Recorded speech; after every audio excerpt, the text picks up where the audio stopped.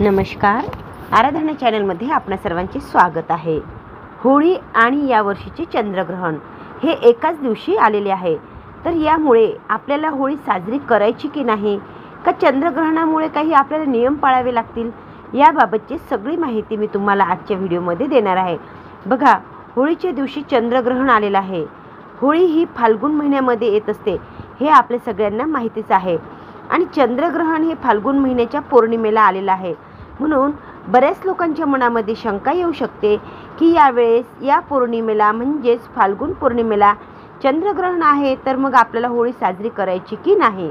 तर बघा, सगळ्यात पहिले म्हणजे मी तुम्हाला सांगते की पौर्णिमा प्रारंभ जो आहे, हुताशनी पौर्णिमा जी आहे, ही 24 मार्च रविवारी सकाळी 9:56 सुरू होत आहे आणि दुसऱ्या दिवशी म्हणजेच 25 मार्च सोमवारी पौर्णिमा समाप्ती ही दुपारी 12:30 वाजता होणार आहे।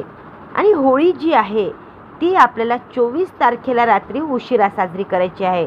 होलिका दहन हे आपल्याला 24 तारखेला रात्री करायचं आहे, त्यामुळे तुम्ही या दिवशी होळी साजरी करू शकता। आणि पौर्णिमा समाप्ती जी आहे ती दुसऱ्या दिवशी आहे।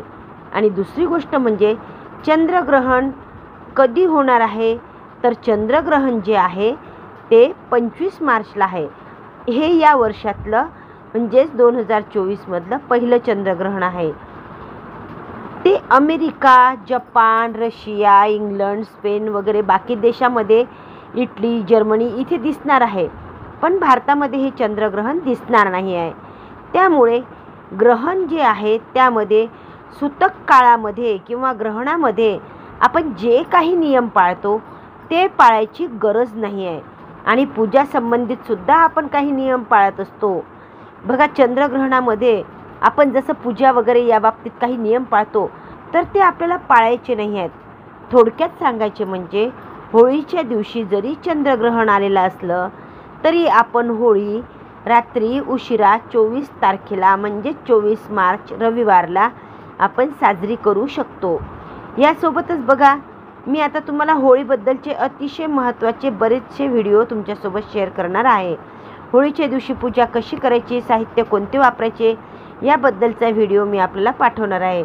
होळी का साजरी करायची त्याबद्दलची कथा आहे ती तुम्हाला शेअर करणार आहे।